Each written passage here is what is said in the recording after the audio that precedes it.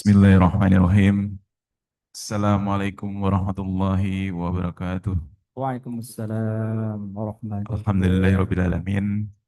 Setelah kita melaksanakan salat subuh berjamaah, di hari Jumat biasanya kita akan mendengarkan kajian tafsir tematik Al-Quran yang insya Allah dibimbing oleh Ustadz Kiai Haji Ilhamuddin Qasim.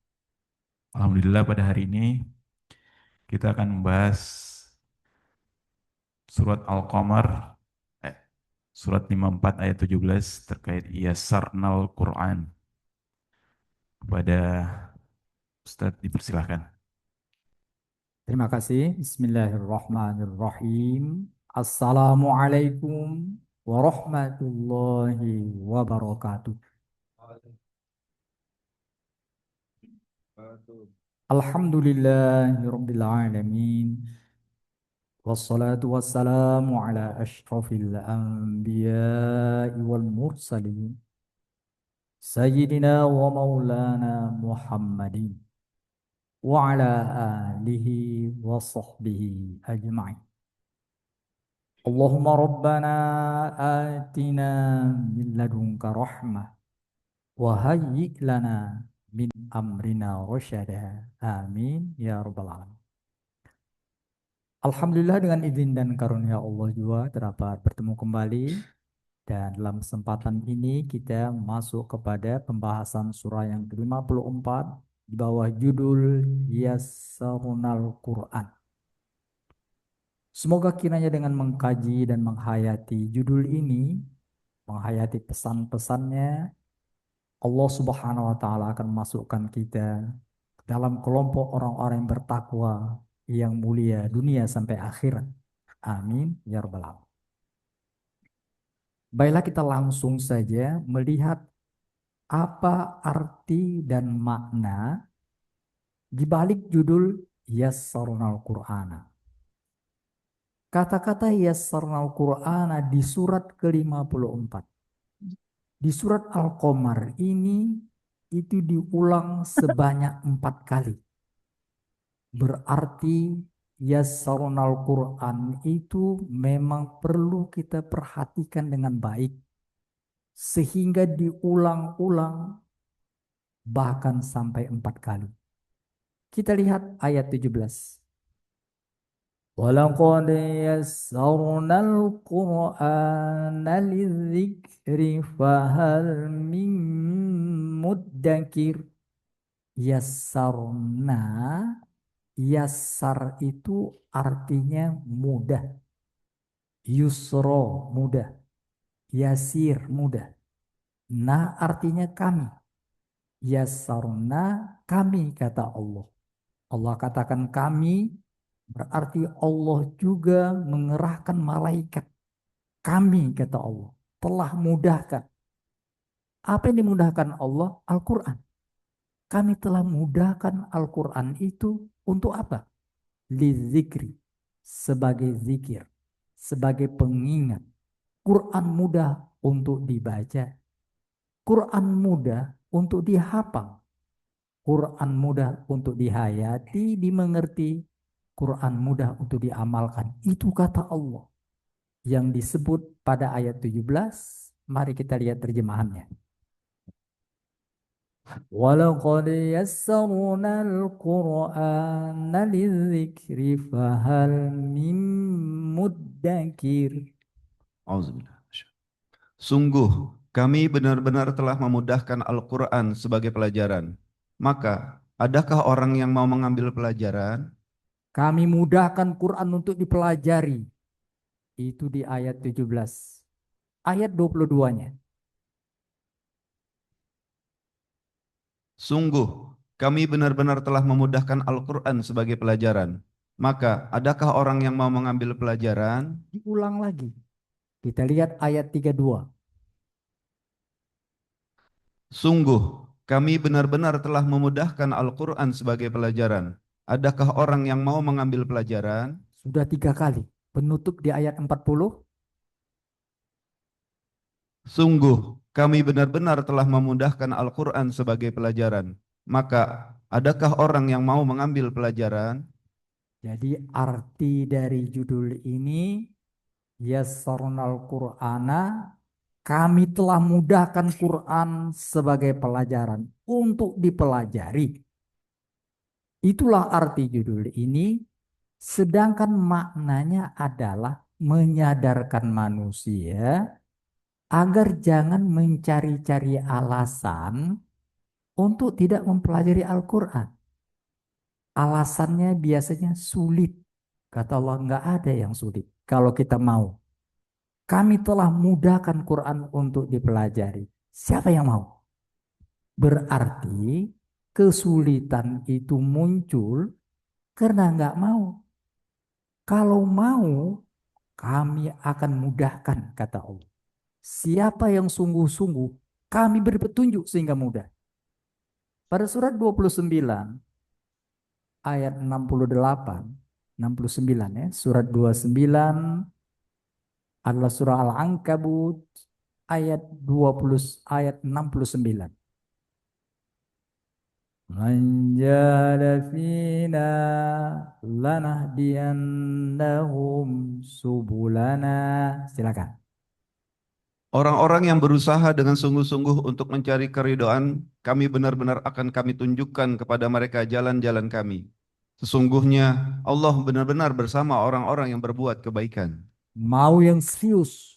Jangan mau-mau tapi nggak serius. Siapa yang mau bersungguh-sungguh, pasti kami akan berikan jalan. Kami tunjukkan caranya. Jadi rupanya mudahnya Al-Quran ini, Quran itu mudah karena pada saat kita diciptakan, Quran sudah ada sama kita. Dia seperti komputer atau seperti HP yang kita bawa. Programnya sudah ada. Di program Al-Quran itu sudah ada pada diri manusia. Kata Allah, Quran itu sudah ada sebagai piranti batin di sanubarimu. Sudah ada. Di surat 29, tadi ayat 69. Sekarang kita lihat ayat 49. Bal huwa ayatun bayyinatun fi suduril ladzina utul ilm.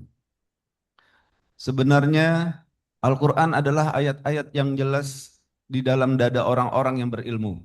Tidak mengingkari ayat-ayat kami kecuali orang-orang zalim. Quran itu sudah jelas ada di dada orang-orang yang tahu. Tapi kalau orang nggak mau tahu, dia gelap. Seperti di HP itu. Banyak program. Tapi kalau nggak tahu, ya tahu cuma WA, lihat Instagram, apa gitu. Padahal di HP itu banyak perangkat-perangkat tersedia. Kenapa dia nggak bisa menggunakan? Bukan nggak menggunakan, dia nggak tahu. Jadi banyak orang yang tidak tahu bahwa pada dirinya Allah telah titipkan satu piranti namanya Al-Quranul Karim. Rugilah orang-orang yang tidak menyadari. Dan lebih rugi lagi, udah tahu tapi nggak mau dipelajari. Itu makanya tidak ada alasan bagi seseorang mengatakan, aku nggak tahu. Kata Allah sudah dititipkan di sanubari. Itulah makanya orang-orang mendengarkan Al-Quran, bayi mendengarkan Al-Quran, ada semacam koneksi batiniah, koneksi ilahiyah. Kenapa? Quran itu ada. Umar, siapa nggak kenal dengan Umar ketika belum masuk Islam? Seorang yang mendengar namanya saja orang-orang sudah gemetar. Asal dikatakan Umar lewat, sampai setan-setan pun takut sama Umar. Demikian hebatnya namanya Umar. Tapi menunjukkan bahwa di hati manusia, bahkan sesangar Umar ada Al-Quran. Ketika mendengar adiknya baca Quran, dia langsung terenyuh. Langsung ada koneksi di batinnya. Semula datang untuk membunuh Nabi, sekarang datang untuk bersyahadat. Itu menunjukkan bahwa Quran sudah ada. Pada isyarat surat 55 dikatakan begini. Surah 55, surah Ar-Rahman, ayat 1 sampai 4. Ar-Rahman, 'allamal Qur'an, khalaqal insan, 'allamahul bayan. Allah yang Maha Pengasih telah mengajarkan Al-Quran. Dia menciptakan manusia, dia mengajarinya pandai menjelaskan. Allah yang Maha Pengasih telah mengajarkan Quran bahkan sebelum orang itu bernama manusia. Berarti sebelum kita hadir ke muka bumi ini, masih di rahim, itu energi Quran telah Allah tiupkan. Quran itu ruh. Jadi ketika kami tiupkan ruh, itu include di sana Quran. Quran itu ruh. Seperti dikatakan di surat 52, surah 42 ayat 52. Surahnya 42 Asy-Syura ayat 52 hampir terakhir. Wa kadzalika auhayna ilaika ruham min amrina ma kunta tadri mal kitab walal iman. Demikianlah kami mewahyukan kepadamu Nabi Muhammad ruh Al-Quran dengan perintah kami. Titik. Jadi ruh itu dalam kurung Al-Quran. Ruhan. Quran itu ruh. Ketika kita mendapat tiupan ruh, include di sana Quran. Telah ada sebagai piranti dalam sanubari kita. Itu makanya dikatakan mudah. Karena Quran nggak perlu dicari. Itulah makanya pada awal-awalnya tidak ada yang namanya hafiz Quran. Nggak ada. Penghafal Quran nggak ada. Namanya adalah hamil. Kita membawa Quran itu. Masalahnya, kita sadar atau tidak Quran itu telah ada. Dan berikutnya, kita tahu enggak caranya. Siapa yang mau kami tunjukkan caranya. Rupanya ada cara mengaktifkan Quran itu. Terkadang Allah langsung mengaktifkannya. Seperti pernah terjadi di suatu belahan bumi. Konon kabarnya di Afrika Selatan. Ada bayi yang bisa baca Quran. Padahal lahir di keluarga non-muslim. Seakan Allah ingin menunjukkan Quran telah ada. Buktinya bayi ini. Kok dia bisa baca Quran? Siapa ngajari dia? Karena pada saat sebelum dia dilahirkan pun Quran telah ada pada dirinya. Itu makanya Allah katakan jangan cari-cari alasan. Kau sadar di hatimu ada gerakan, ada detakan yang selalu mengingatkan baca Quran, pelajari Quran. Pada surat 75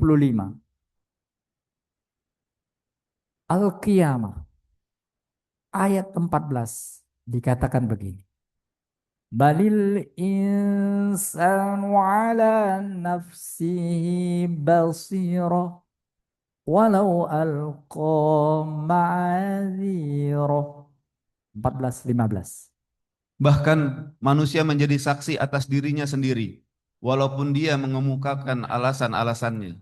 Walaupun dia alasan dia enggak bisa menghindar dari satu bisikan jiwa yang mengatakan kembali ke Quran, kembali ke Quran. Para malaikat, suara malaikat di diri manusia itu membacakan Quran. Seperti dikatakan pada surat 37. Di malaikat, di diri manusia itu di peranti batin itu ada suara malaikat, ada suara setan. Itu ada, channelnya ada. Rasulullah mengatakan inna fi ibni adama lamatain. Sesungguhnya pada jiwa manusia itu, di batin manusia ada dua suara. Satu suara, suara malaikat. Satu suara, suara setan. Suara malaikat itu mendengarkan, memperdengarkan Al-Quran. Surat 37 mulai ayat 1. Wassafati saffa wazzajirati zajra fattaliyati dzikra. Demi rombongan malaikat yang berbaris bersab-sab untuk beribadah kepada Allah. Demi rombongan malaikat yang mencegah segala sesuatu dengan sungguh-sungguh. Demi rombongan malaikat yang membacakan peringatan. Sungguh Tuhanmu benar-benar esa. Titik. Dia membacakan peringatan. Jadi kalau orang ingin mempelajari Al-Quran, dia akan dibantu oleh malaikat. Rasulullah bersabda, "Wa majtama'a qaumun fi baitin min buyutillahi yatluna kitaballah wa yatadarasunahu bainahum illa hafat bihimul malaika. Jadi suatu kaum, rombongan orang yang berkumpul di suatu masjid, rumah-rumah Allah. Apa mereka lakukan di berkumpul itu? Yatsluna kitab Allah, mereka baca kitab Allah. Wa yatadarasunahu bainahum, dipelajari ayat itu. Hafat bihimul malaika, malaikat turun mengelilingi. Jadi kalau kita lihat pakai mata kita, selain kita berkumpul di sini, malaikat mengelilingi. Nazalat alaihimus sakinah, sakinah, ketenangan akan turun. Wasyiyat umur rahmah, rahmat akan tercurah. Itulah dia makna dibalik yasarnal Qur'ana. Quran telah kami mudahkan untuk dipelajari. Apa maknanya? Mau belajar apa enggak? Sadari atau tidak? Tidak ada alasan untuk tidak menjadikan Quran sebagai pelajaran. Itulah arti dan makna di bawah judul Yasarnal Qur'ana, sedangkan dihubungkan dengan judul kita yang lalu, surah An-Najm yang terakhir. Jadi sana dikatakan bahwa a'lamu, huwa a'lam, dia lebih tahu. Maka bila judul yang lalu menjelaskan Allah mengetahui, maka judul sekarang mengingatkan Allah tahu siapa yang mau belajar Quran, siapa yang nggak mau. Belajar Quran itu berarti belajar kepada Allah Subhanahu wa Ta'ala. Dan kalau kita menghayatinya, maka kita akan mendapatkan karunia yang lebih hebat dari semua yang dimiliki manusia. Mari kita lihat surah 10.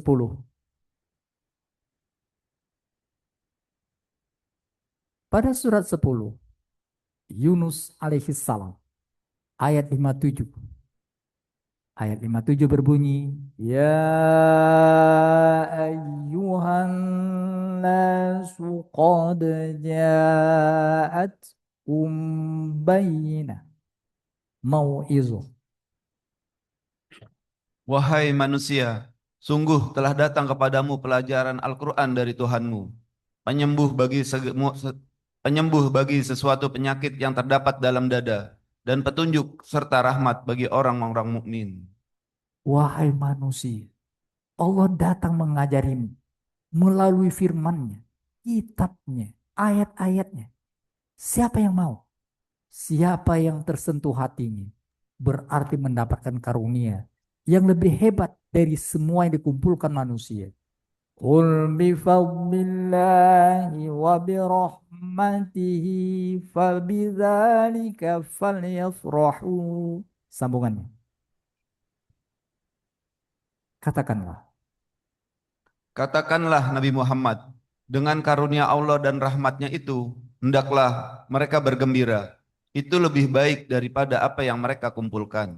Kalau ternyata kita tersentuh, ada yang kurang kalau nggak belajar Quran, itu tanda rahmat Allah ada pada kita. Karunia Allah menyertai kita. Itu lebih hebat dari segala yang dikumpulkan oleh manusia. Banyak harta dikumpulkan korup, tapi tak ada ayat yang masuk di sanubarinya. Nggak ada hebatnya. Tinggi jabatan Fir'aun sampai mengaku raja, mengaku Tuhan bahkan. Apa diperolehnya?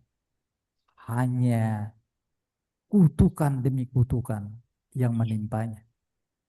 Banyak keahlian dimiliki Haman sebagai pembantu Fir'aun. Apa didapatnya? Hanya tenggelam dalam lautan. Sedangkan orang yang hatinya tersentuh dengan ayat Allah tetap abadi, mendapatkan kemuliaan dunia akhirat. Oleh karena itu, melalui hubungan surah An-Najm dengan Al-Qamar, kita mendapatkan pesan khusus, yaitu Allah tahu bagaimana sikap kita terhadap Al-Quran. Oleh karena itu, sikapilah dengan baik ayat Allah yang ada pada kita. Kitab-kitab Allah yang lalu sudah punah, tidak lagi terpelihara. Taurat diturunkan kepada Musa, kemana sekarang? Injil diturunkan ke Nabi Isa, kemana sekarang? Tidak ada jaminan untuk dipelihara. Tapi Allah menjamin Al-Quran ini, bacaannya, seperti yang dibaca Nabi saat diajarkan Jibril, sampai hari kiamat tidak akan berubah. Tidak akan berubah. dan bahasa pengantarnya, bahasa Arab, dijamin Allah eksis sampai hari kiamat. Bahasa diturunkan kepada Musa, yaitu Taurat, bahasa Ibrani, itu sedikit orang mengetahui. Itu bagaikan bahasa Sangsekerta yang pernah ada di Nusantara. Sekarang kita nggak ngerti bahasa itu. Begitulah bahasa Ibrani. Hanya guru-guru besar, profesor mungkin di Harvard University yang tahu. Injil, bahasa Suryani, pecahan bahasa Ibrani. Nggak ada yang ngerti lagi. Dan kalaupun kita baca, kita menghabiskan waktu untuk pelajari ini. Tapi Allah dengan kasih sayangnya membuat tadi resume dari semua kitab suci ada dalam Al-Quran. Kita nggak perlu mencari di mana suhuf Musa. Kita nggak perlu cari di mana suhuf Ibrahim. Allah katakan ingin tahu apa yang ada di suhuf di kitab suci yang diturunkan Allah kepada Nabi Ibrahim. Ingin tahu apa pesan yang diberikan kepada Musa. Ini resumenya. Tadi telah sering kita dengar di sholat subuh ya. Pada surat 87. Salah satu surat yang dibaca waktu kita berada di sholat subuh adalah surah Al-A'la 87 ayat 14. Qad aflaha man tazakka wa dzakara isma rabbih fasalla bal tu'thirunal hayatad dunya wal akhiratu khairu wa abqa. Inna hadza, lanjut. Sungguh beruntung orang yang menyucikan diri dari kekafiran dan mengingat nama Tuhannya, lalu dia sholat.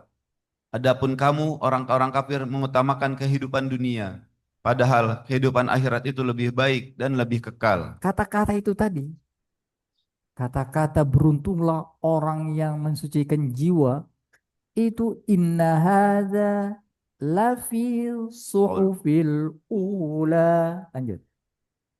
Sungguh penjelasan ini terdapat dalam suhuf atau lembaran-lembaran yang terdahulu, yaitu suhuf yang diturunkan kepada Ibrahim dan Musa.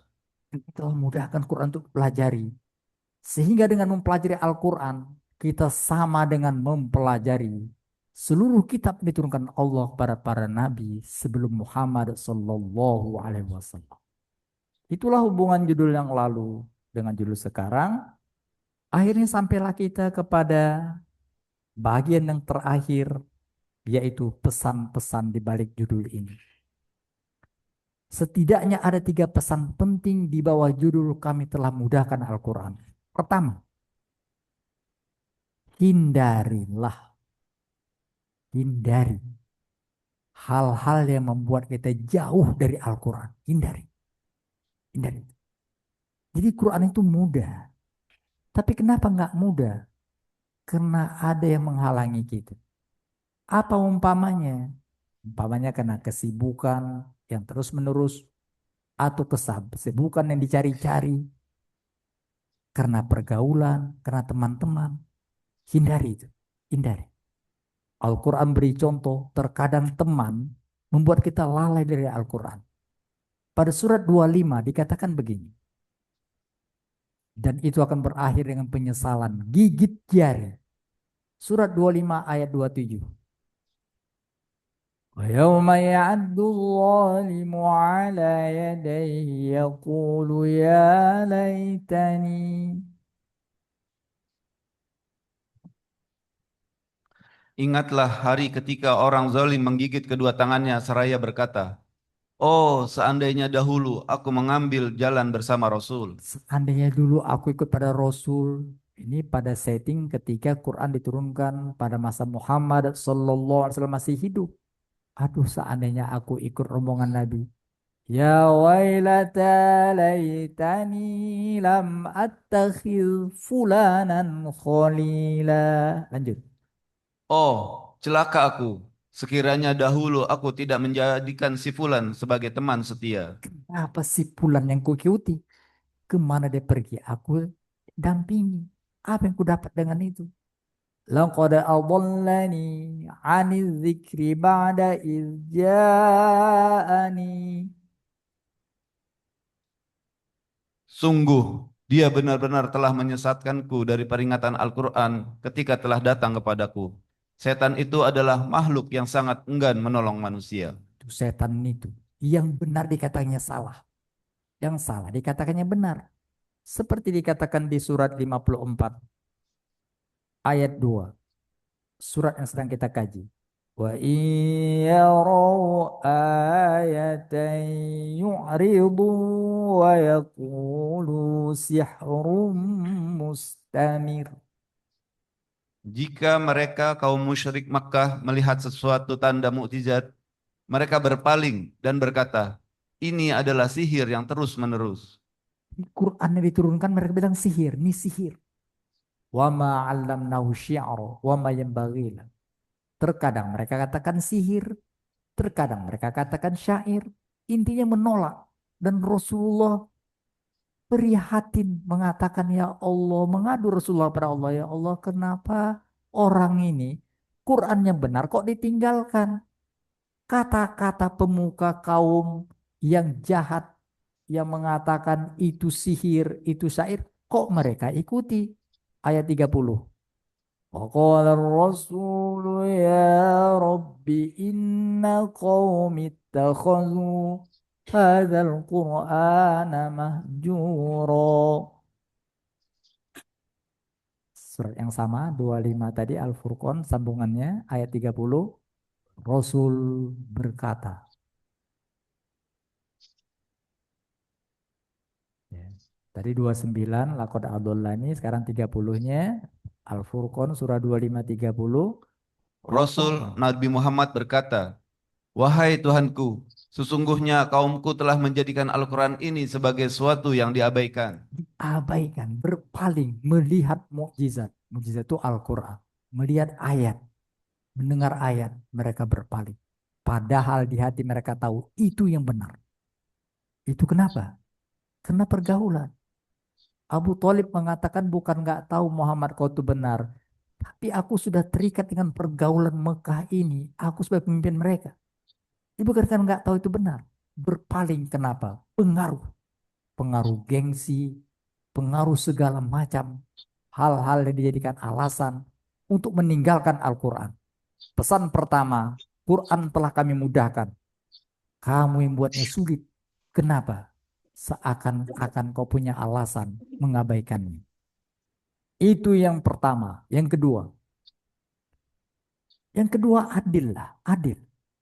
Kita namanya manusia ini bukan hanya jasmani.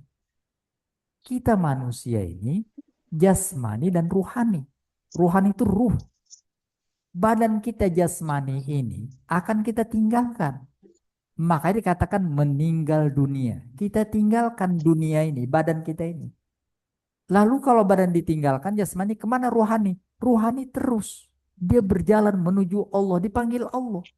Ya ayyatuhan nafsul mutmainnah irji'i. Jadi kita tinggalkan badan kita disebut dengan meninggal dunia. Ruh kita kembali kepada Allah, namanya kembali ke rahmatullah. Itulah kematian. Mati itu meninggal dunia. Artinya ingat hai manusia, kau nggak seperti binatang. Binatang itu meninggal dunia, ya udah habis, nggak ada rohaninya. Tapi manusia ada jasmani, ada rohani.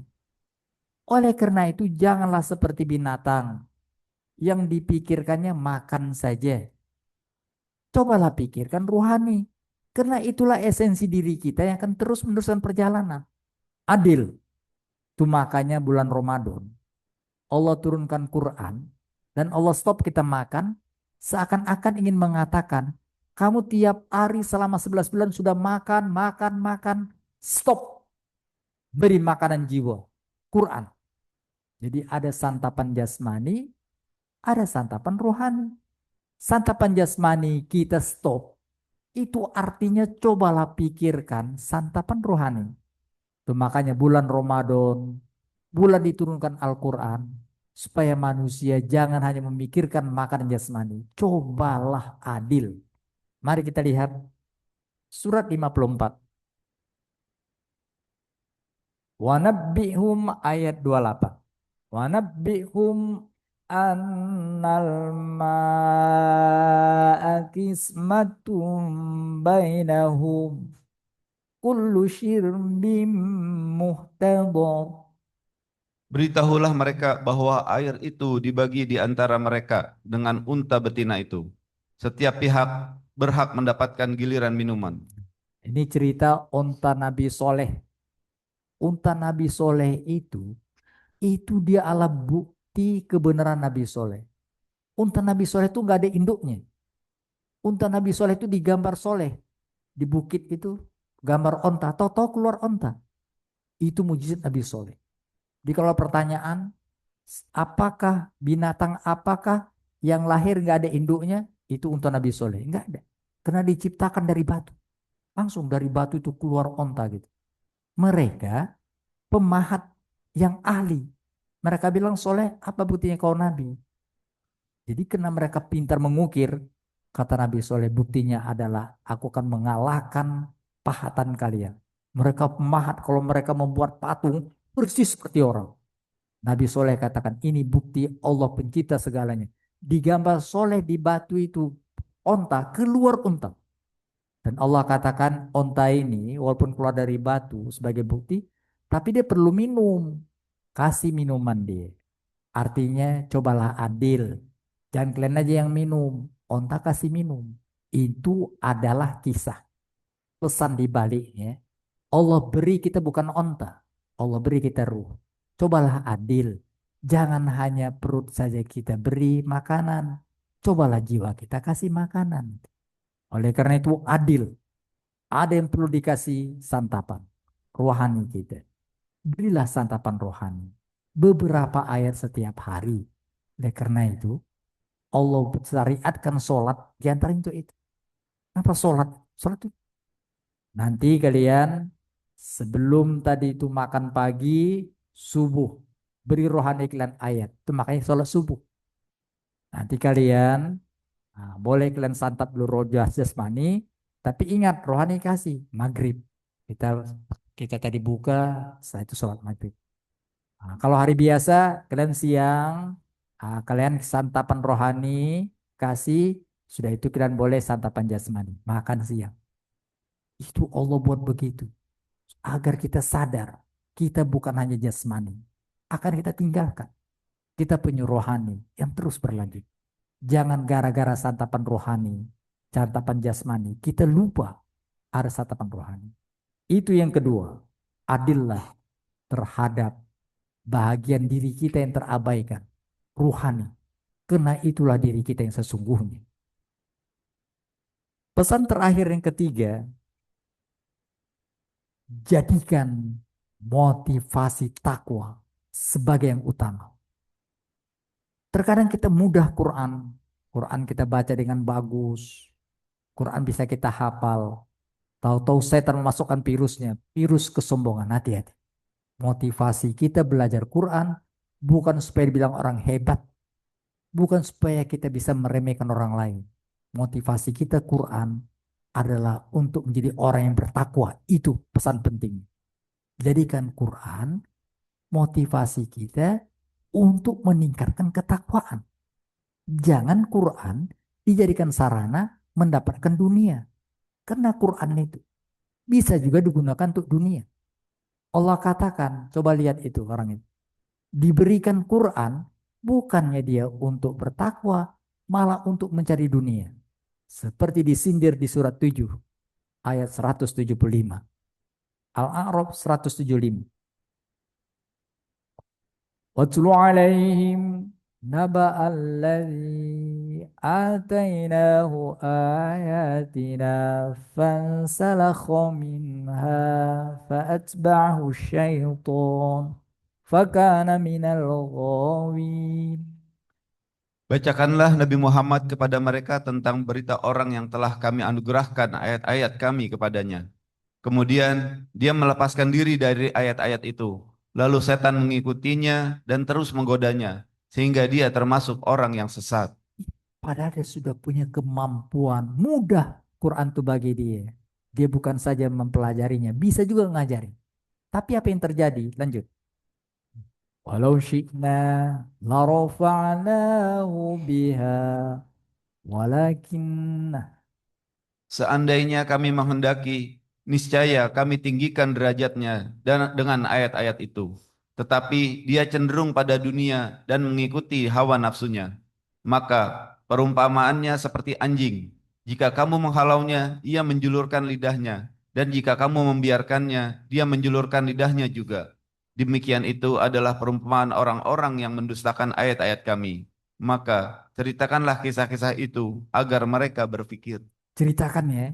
Jadi rupanya ada juga orang yang mudah Quran baginya, tapi motifnya salah. Pada surat 54, ayat 54, jadi 54, 54. Innal muttaqina fi jannatin wa nahar. Silakan. Sesungguhnya orang-orang yang bertakwa berada di taman-taman dan sungai, Lanjut. di tempat yang disenangi di sisi Tuhan yang Maha Kuasa. Ya, karena itu jadikan motif ketakwaan, jangan motif duniawi. Dan orang-orang yang belajar Quran berusaha supaya tadi Quran dapat dipelajari dengan baik. Kabar baiknya saat dia meninggal dunia, malaikat datang menjemputnya. Surga untukmu. Seperti dikatakan di surat 16 ayat 32 sebagai ayat terakhir. Jadi orang-orang yang menjadikan ketakwaan dalam pelajari Quran sebagai motivasinya, maka saat akan meninggal dunia, malaikat turun mengatakan, selamat untukmu. Kau akan kami antar ke taman surga. Dikatakan di surat 16 ayat 32.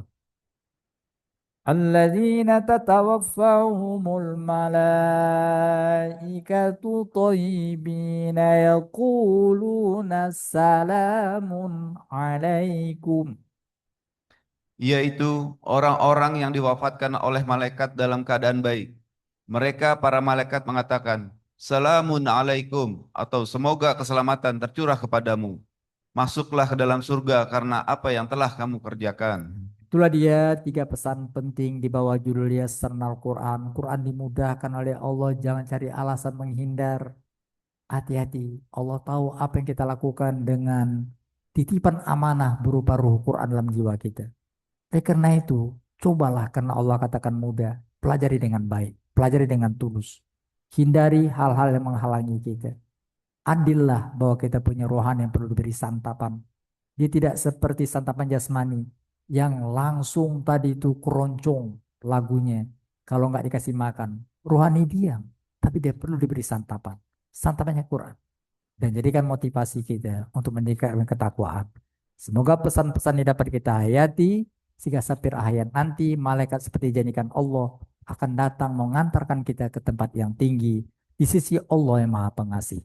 Amin ya rabbal alamin. Shadaqallahul azim. Assalamualaikum warahmatullahi wabarakatuh. Waalaikumsalam warahmatullahi wabarakatuh. Alhamdulillahirrabbilalamin, para jemaah yang dirahmati Allah Subhanahu wa taala. Alhamdulillah kita mendapatkan 3 pesan penting pada kajian hari ini. Baik, kita akan masuk sesi tanya jawab. Mungkin dari jamaah yang offline ada yang mau bertanya? Dipersilahkan.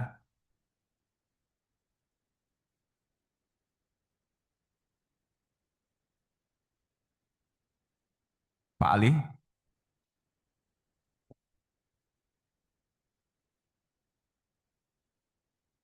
Baik, jamaah yang online, kira-kira ada yang mau bertanya?